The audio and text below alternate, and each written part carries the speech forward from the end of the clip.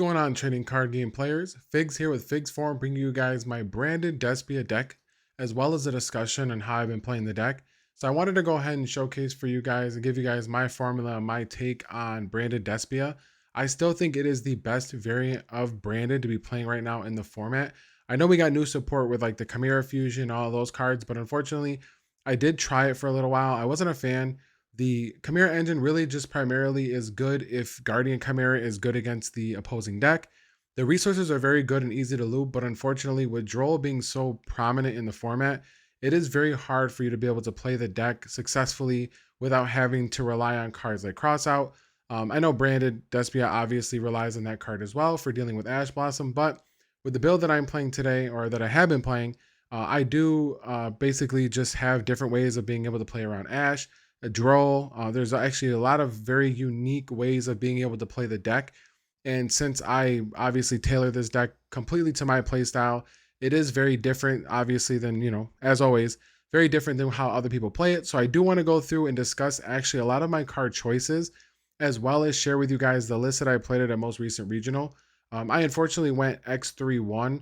My last round I kind of threw away just because I knew that I wasn't going to be getting my invite, but I still played it out. It was the last round. Just wanted to throw some cardboard. Otherwise, I lost to pretty much my opponent just outdrawing me. I mean, I lost to Dragon Link. He actually ended up opening up 3 Bestials. And at his end turn, when he went first, he opened up 3 Bestials. He grabbed actually the Sornier from Grave with the Mag. So that immediately told me that he already had Druis Worm. But he did also already have Mag in hand because he searched the first Mag with Bestial Lubellion. So yeah, it felt almost impossible. We had like an 8-card chain link that ended up resulting in me losing, losing that battle pretty much. And then I also lost to Lab. I ended up getting just straight up floodgated. Or I had a draw actually against Lab. That was one of my draws. He had actually hit me with a Gozen match and D-Barrier. Unfortunately, it took me a very long time to be able to finish out game 1. Eventually, he did scoop because I was able to gain the advantage I needed to obviously come back and win that game. But it did take a very long time. So I did actually end up winning game 1. Lost game 2, and then as I was trying to set up my board game 1, time was called and I was unable to pretty much win the game. So, that actually resulted in a draw. And then my second loss was actually to a Kashtira player. He was the one that actually won the regional or came in first place. He went first, opened up full combo with Imperm and Ash, and that shut me down. I had not seen a single board breaker, unfortunately. I play about 9, if not more, and I didn't see a single one. So, I mean, it happens, of course, and I just straight up just tried to play regular, Branded under a Rise Heart, and he just had all the answers. And then game 2, we actually both bricked. He opened up double Ash, double Ghost Bell with no cash cards to start.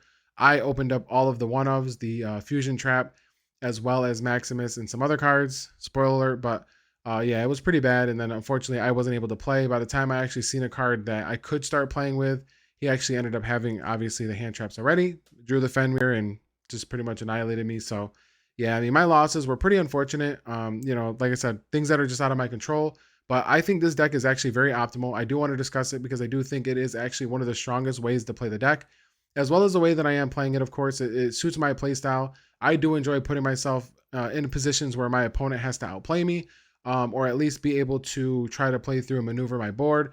I'm still not playing Puppet. I still think that card obviously tunnels you into a line of play that does not suit your ability to have recursion, as well as being able to also have the ability to stop your opponent if they do have the out to your Puppet. You never really want to put yourself in a position where your opponent just happens to have the Bestial, and then of course you end up losing because you tunneled and the only thing you could do was set up a Puppet lock. I do play Nadir Servant, so I do have a usage for that and being able to actually recur your board after you've been nibbed or after you've been Ash. So I can show you guys that. There was actually a game where I was going to go OTK my opponent. He nibbed me.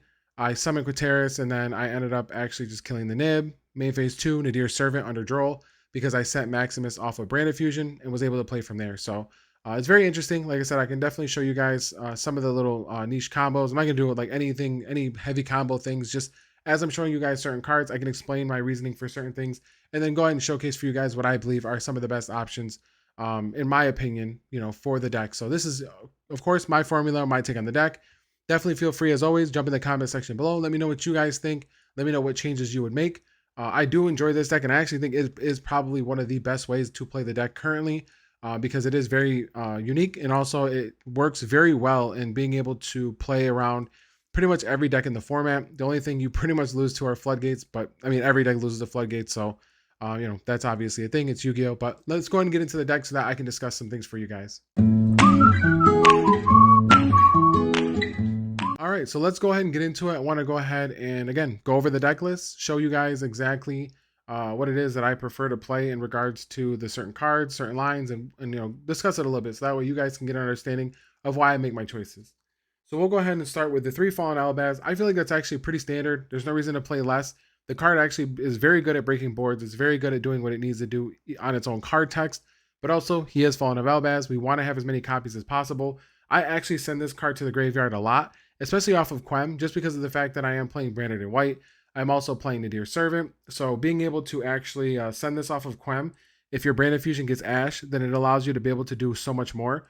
Also, in that same line with Nadir Servant says you can't special summon from the extra deck. So when you do activate Nadir Servant, you are actually able to use Quem to bring Fallen Alabaz to the board, which means that you now have Fallen Alabaz on board for Cartesia in your next turn when you do Nadir Servant, which allows you to basically make Lubellion or Albion and then continue to do your fusion effects from there. And then, of course, obviously it's recursion. So we want to make sure that, we have the ability to recur Fallen Alabaz as many times during our opponent's turn. So that way we can make sure that we can do our fusions and bring them out, interact, and things of that nature, like Rimbrum and stuff.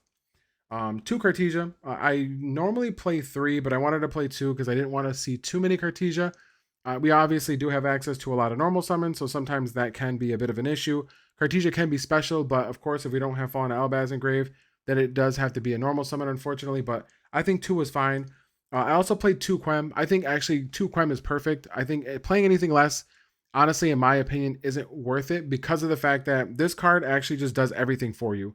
There are actually a couple games where people were actually watching me play, and I was able to actually use Mirror Jade 3 times in one turn because of Quem. It gives you the second recursion. It allows you to be able to just have a Mirror Jade on board, use the effect, fuse with Cartesia, sending Mirror Jade, bring it back with Quem, ad lib, engrave, Branded in red, bring it back again. And I win all of my games because I'm looping Mirror Jade. I'm keeping my opponent's monsters off the board. And then obviously I have the ability to summon Guardian Chimera. I have the ability to make Draco Stapelia. You have access to, things like that, Super Poly. So you have so many ways of being able to interact with your opponent. But this allows you to do that. And then also on the crackback, you're basically killing your opponent. Also playing 2 means that Titanic Clad has even more value. So in the event your opponent is able to break through your board, you're actually able to just summon Quem at your end phase, send Retribution, get back Branded Fusion. And as soon as you activate Branded Fusion and you bring out your Fierce Fusion monster, you get your Mirror Jade back. So you're able to basically make whatever you need to make in order to finish clearing your opponent's board. If you need a bigger monster, you can obviously summon Quateris to make your opponent's monster 0. So you just have accessibility, and Quem just allows you to be able to have that recursion that you need to be able to set up your boards properly to beat your opponent. So I definitely wouldn't play anything less than 2 Quem, especially with a build like this, because you are very reliant on being able to obviously have such a great board. 3 Alibur. I know some people actually play 2. I think that's crazy. 3 is very, very solid. He actually just, again, you normal summon him, you search, you special summon off Branded Opening, you search. If he's in grave when a fusion monster leaves the field, you obviously can clear a monster. It's great against link decks because a lot of times, if your opponent is able to deal with one of your fusion monsters, especially with access code, you're able to just bring this back, negate the access code, and then your opponent can't do anything. They can't kill you. So this card is actually great in the sense that it can have the recursion that you do need. Also, it is important to play 3 because he's dark. So one of the things that people don't realize is that this deck heavily relies on having dark monsters when you are setting up your initial board, because Albion banishing 2 monsters to make Lubellion, one of them has to be a dark. So a lot of times if you're pushing too many lights and you don't have enough light or dark monsters, that is an issue. And again, there's not a lot of cards in here that are actually useful in having in your hand that are dark, because obviously a lot of them are one-ofs or they're cards that you generally just don't want to see. You want to be able to search them, send them, and things like that. But again, this is a great card to see because if you don't have access to already having access to Branded Fusion, then obviously Alibur is an easy card to banish. Obviously you're not going to miss it. If you already have Branded Fusion, you already pretty much have what you need to play the game. But I do like having access to this because I do have Branded Fusion. I'm playing Branded in white, so I can search that. You can search Branded in red so that you're not relying solely on just being able to resolve Albion and getting him to the grave. Because again, my combo, my deck, I'm not playing Bishio Lubellion, I'm not playing Branded Laws, so I am focusing very much on having the Cartesia on board to send the Albion. Or even so, you don't even have to have that reliability because I am also playing the Dear Servant. So the Dear Servant can also send Albion to the grave for me. So, having that just feels so much better than being able to have access to Bishio Lubellion because unfortunately, in hand, he doesn't do anything. You discard him for a Bishio, and then the Bishio does nothing for you as well. It becomes fodder. Yes, it can be the dark that you do need for Lubellion, but at that point, why not play something that's more of a consistency card that actually allows you to play the game? So I think three, Alibur is just the way to do it. I don't think playing anything less is ideal. Again, I know he can be a normal summon if you do see him in hand, but he is also a dark that is reliable for being able to set that up for us. So we'll go over the one-ofs. I think I'm only playing like 16 monsters. I'm not playing a lot because the deck is very spell heavy. But one Tragedy, one Mercurier, one Kit, one Albion, one Maximus, and one Adlib. So I definitely opt to play the Adlib. A lot of people are cutting it, and I think that's completely crazy. This card is absolutely insane. Playing into a board, setting up your board, this card just does everything because every turn you find a way of being able to use Adlib so that you're getting a free body. He also brings back a Despia, which is actually really, really good because we are able to bring back our Adlib. We are able to bring back Alibur. That allows us to be able to get a search if we do need Branded Fusion because we only use, let's say, Branded in Red or something else. So, yeah, this card actually does a lot. People are cutting it and I just don't understand why. Branded in Red into this is absolutely insane. I know a lot of people who don't play this are actually playing Puppet, so they want to be able to have the option of sending Puppet over this. But in my opinion, again, if you send this, I mean, what's your opponent going to do? Are they going to Bishio this, or are they going to Bishio your Albion? I mean, at the end of the day, you send the Puppet, they're going to Bishio it. They're going to Crow it. They're going to make sure they have a way of being able to deal with it.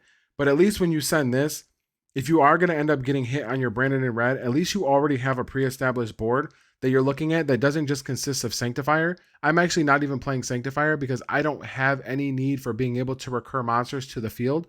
I do sometimes wish I did have it because he is a 3000 attack monster that can't be targeted. But in the sense that you are playing this game and you are summoning Mirror Jade and constantly having that on the board, he just does everything you need him to do. He's a board wipe. He is 3000. He banishes a monster on the field. So being able to cycle Mirror Jade as many times as you can is very, very important. Maximus actually put in a lot of work. The only time it felt subpar is when you were playing against Lab and they send Garua off of Maximus. That felt kind of bad. I had that happen to me actually twice against both Lab players. But that was the only time my opponents got any value off of Maximus. I wouldn't do it in the mirror, obviously. I would side it out. But the value that you get off of Maximus and being able to send 2 extra deck monsters is actually pretty huge. And I'll have to show you guys in a bit what monsters I'm playing in the extra deck and explain how I go about that. But that's it for the monsters. I think one-ofs of everything else is fine because I do like to play Mercurier because I can send it and then use Branded in White. Gives me a lot of value. Obviously, Tragedy is pretty good because obviously adding him to hand is good. Being able to, banish it, send to grave, get the search is pretty awesome. Albion's good. Kit's good because I do play the fusion for it. So yeah, all the other cards in there are pretty self-explanatory, but I have sent this before on Branded Fusion under Droll to be able to use into your Servant, which is nice. I mean, you can do Quem too, but Maximus just gives you more value because everything that you're doing with the cards that you're sending from the extra deck are actually just, cards that put on the field. So we'll go over the spells. 3 Branded Fusion. Obviously, nothing to say about that. 3 Branded Opening, 3 Fusion Deployment, Standard. I went with the Branded in White. I wanted to have an additional way of being able to play the game, especially playing into boards. So a lot of times what ended up happening is if you're playing into a board, they set up their board, you go Branded Fusion, they're going to Ash.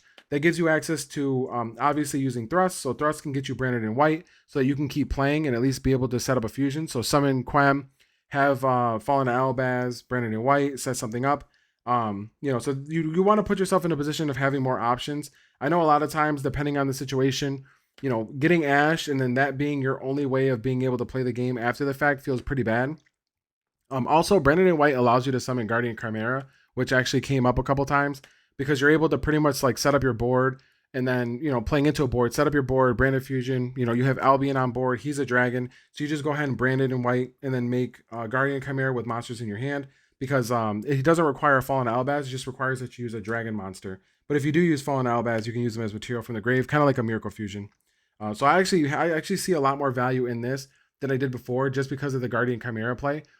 Because again, I don't rely solely on Albion or Lubellion, Abishu Lubellion to send Albion to the graveyard. So a lot of times, if I have to brand it in white, or if I have to use Cartesia to put him in grave, or rely on Nadir Servant, I'm fine with that because it obviously gives me more options and things to do.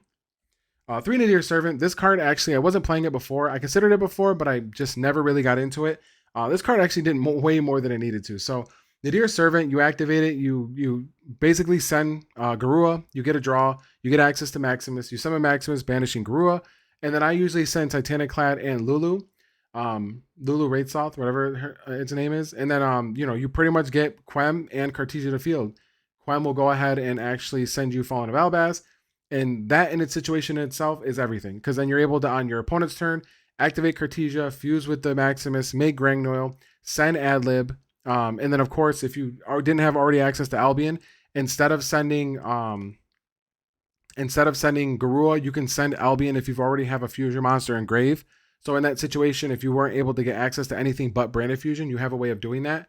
Or you can even also send Albion instead of Titanic Clad to get Branded Opening, set Branded Opening, then activate Branded Opening to get Quem onto the field. So there's different options on how you can do that. But generally, again, Maximus and Cartesia to go ahead and fuse into Grangnoil or Dust Dragon, and then you're able to actually trigger the Quem to bring back Fallen Albaz. So that's where you start to be able to interrupt your opponent. So as soon as they start playing, you pretty much have the option to fuse into anything because we have access to everything in our extra deck. We're also playing the Springen's Kit one. So we're able to fuse with any monster that was special summoned that turn. So instant interaction. And then of course, if you don't want to do that, you can actually just go ahead and wait for your opponent to start playing the game. Once they bring out a monster, bring out Fallen Albaz, activate Cartesia to fuse, and you can make your way into Mirror Jade. So there's definitely options. I do like that situation a lot. It came up so many times where I got ashed. I think I got ashed about 13 times at the regional between all 8 rounds. I got 13 times, and 10 of them I was actually able to play after the fact because of Nadir Servant. So yeah, it was actually pretty great. And then of course, we're able to just pretty much do what we need to do. If I didn't have access to Nadir Servant, then I was able to actually thrust.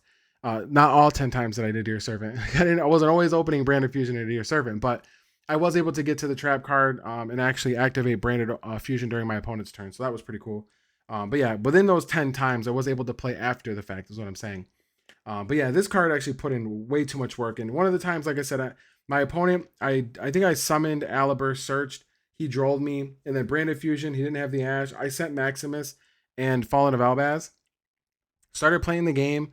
Got a full board, got OTK on board. He had nothing on board. I went to go to battle. He nibbed me. I summoned Quarteris, Quarteris, I think it is, off of Dust Dragon. Made his nib 0, killed it.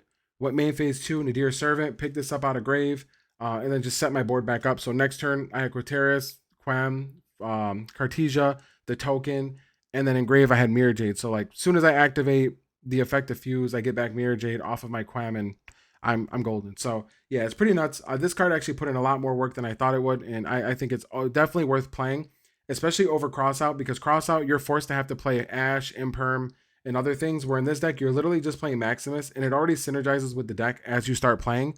That's the only thing about this is obviously it's not great if you haven't started playing the game yet, but as a one-of compared to the Ash and Imperm, they don't do anything for you to start playing the game anyways, and even if you did start playing the game, they still don't do anything. So we wanted to have more options for being able to play the game. That's the most important thing with this deck. Relying on Branded Fusion is nice because it does do everything you need it to, but if it does get stopped, you want to have options. 3 Super Poly. I think this card is definitely a staple right now in the format. I mean, even lab decks are playing it. I got Super Poly'd twice in one of my lab matchups is how I lost. He Super Poly'd me twice in one turn, and it was pretty rough. But yeah, Super Poly was pretty nuts. I play Garua and Mud Dragon. Those are my 2 options. Obviously, Dusk or Dracostapelia is obviously an option as well. But yeah, definitely played 3. 1 Brandon and Ren, pretty staple. And then the board breakers that I played actually were 3 Thrust. I wanted to make sure that I had access to being able to stop my opponent once they set up their board. I'm not playing hand traps, so I allow my opponent to play, and then I go ahead and I disrupt them. Unfortunately, against the cash matchup, I never saw this, and it would have been so nice since they went first. I play Herald, Talents, and Dark Ruler no more, so I would have been able to pretty much do everything I wanted to. They did have Ash, but I still would have been able to at least try to force some things out and do a little bit more, because I did have access to actually everything. I had Branded Opening, I had Branded Fusion, I had Fallen Albaz in hand, so I tried to Fallen Albaz because his Arise Heart only had 2 material, so I figured, if he doesn't have Imperm, I can do something, and he had the Imperm. But yeah, it would have been nice to have access to any of these just because of the fact that it would have been allowed me to be able to do a little more. I could have talents take, force some other cards out and whatnot. But yeah, that's it for the spells. Definitely think that these were the 3 best ones to play with Thrust because it gives you access to going second cards that are just amazing. Obviously, you can get access to all these other spells as well. Fusion Deployment, Fusion, Branded Fusion, Branded in White. Allows you to play and gives you more options. That's why I played the Branded in White as well because of Thrust. So if I get ashed on this, playing into a board, if I have access to Falling Albaz or any other cards, I can keep playing. Hero of the Abyss was obviously for the purely matchup. Talents is for everything, mainly cash, but for everything. And then Dark Ruler's, Dark Ruler deals with pretty much every other matchup as well. But it felt great. Honestly, I think the spells were a great lineup. I had no issues with them at all, other than just obviously hoping to see what I needed to see. And then the 2 last cards, Fusion Duplication and Branded Retribution. I actually said a lot of bad things about Fusion Duplication. I didn't like it at first.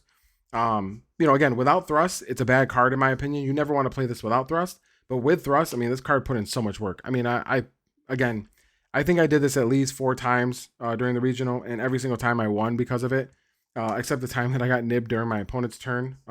He actually nibbed me during his own turn because I Fusion Duplicationed after he ashed me turn 1, and then he nibbed me and did some other stuff, and he was playing Lab. He searched Fusion D-Barrier, and I couldn't play the next turn, so I lost. But yeah, this card puts in a lot of work. It was really great. I think it was one of the best cards to play. But 41 cards. I kept it 41 because I decided to keep the Mercurier in because I was playing Branded in White.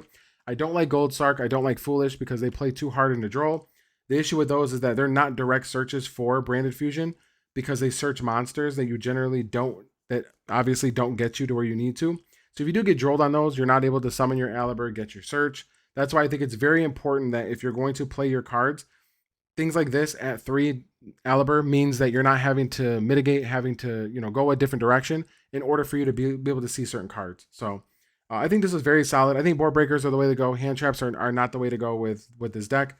You don't need hand traps. It's very rare that there's a board your opponent makes you can't deal with, especially when you're playing cards like Thrust that allow you to have access to just every good board breaker for the current format.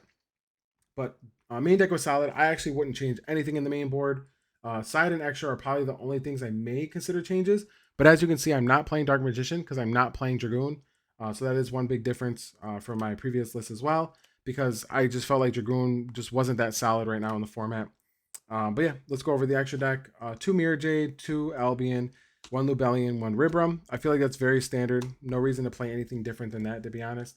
Those are all very important cards and very solid. 1 Sprin the Iron Dash Dragon. I'm very surprised at the amount of people who actually don't play this card. It fuses with everything and anything that was special summon that turn.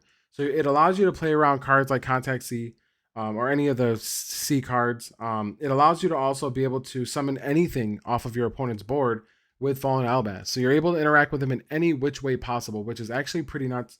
I'm surprised because, again, you can stop your opponent at any point you would like to, as long as they're special summoning monsters. And I think that's very important because, some decks, if you let them get too far, Fallen Albaz may not do as much, especially depending on the monster that they're bringing out from the extra deck if you're trying to force a Mirror Jade. So yeah, I definitely think this is probably one of the best cards in my extra deck because it just does so much. Also, when it's sent to the grave, it allows you to get Fallen Albaz or Springen's Kit, which allows you to get access to pretty much any of your branded cards from the banished deck or graveyard, which is pretty nuts. And then also the other big thing about it is that you can actually move it to pop cards and zones. So against my lab matchup that I had the 35-minute round on, round 1, he actually hit me with Gozen and D-Barrier, so I wasn't able to play the game for quite a while. I had a board full of, it was like 3 lights, 3 darks. I had him on board, so all I did was just move him over into the Gozen zone, got rid of it. Ended up super polying him away, made Mud Dragon. End phase got Fallen Albaz, fused with one of his monsters. I believe it was a dark monster. Made Lubellion into Mirror Jade, so I had Mud Dragon and Mirror Jade on board. And then the next turn after that, he ended up having the D-Barrier, had a waited turn, attack. Then the next turn I had Branded Fusion and Branded in White, so he ended up losing. But yeah, this card does a lot. It does a lot more than people think, and I'm very surprised at the amount of people who don't play it. I think it's a very important card to play, and it gives you, and that's the biggest thing that this deck gives you, is it gives you options to be able to play into your opponent's board, and it gives you the ability to interact with your opponent in situations you normally wouldn't. And I think that's the very important thing, is that as long as you're playing intricately and you find all of your options for being able to disrupt your opponent and having all the accessibility in the toolbox for it, you're never going to have any issues. One Titanic Clan. This is also a card I'm very surprised a lot of people don't play. I understand if you're not playing the Deer Servant why you're not playing it, but even then, being able to fuse with anything 2,500 or more, 2,500 or more, cash under the field card, everything is 2,500 or more. And then, of course, any big monsters allows you to be able to deal with it. He's also a big monster that's unaffected by extra deck monsters during the turn. So being able to summon him and then being able to just have a huge beat stick based on the level of the monster that's sent with Fallen Albaz makes him big, makes him unaffected. I mean, he's your own towers in a sense because he's not unaffected by extra deck monsters. So as long as you just summon him, you can usually beat over things that you normally wouldn't be able to. But also, again, he's unaffected and he gets you your Dogmatica as well as a Fallen Albaz, so he's pretty strong. The Lulu, I never summoned it, but he was always there, or it was always there for being able to be sent off of Nadir Servant. So that way I was able to summon Cartesia. These were my main two targets for Nadir Servant generally. It was always Garua, draw a card, banish it, Maximus, send these two, Cartesia, and Quem. And then send Fallen Albaz, pass, and I had access to everything. I had all the interruptions I needed, and it just did really well. One Quarteris, I don't know how you pronounce it, but this is the Despia monster that I went with to tag out with Dust Dragon. This was the best one because it obviously enables you to OTK. If your opponent's not playing a fusion deck, 9 times out of 10 they're dead. That's generally how I OTK a lot of my opponents. I'll just summon this and just kill them. Dust Dragon, I only play one. I always wish I could play two, but there's just never enough room. These cards are just so important, and having access to this, once you get your ad lib to grave, you hold on to this for when you really need it, and you're usually fine. There's never usually another monster that I want to send after ad lib other than just ad lib.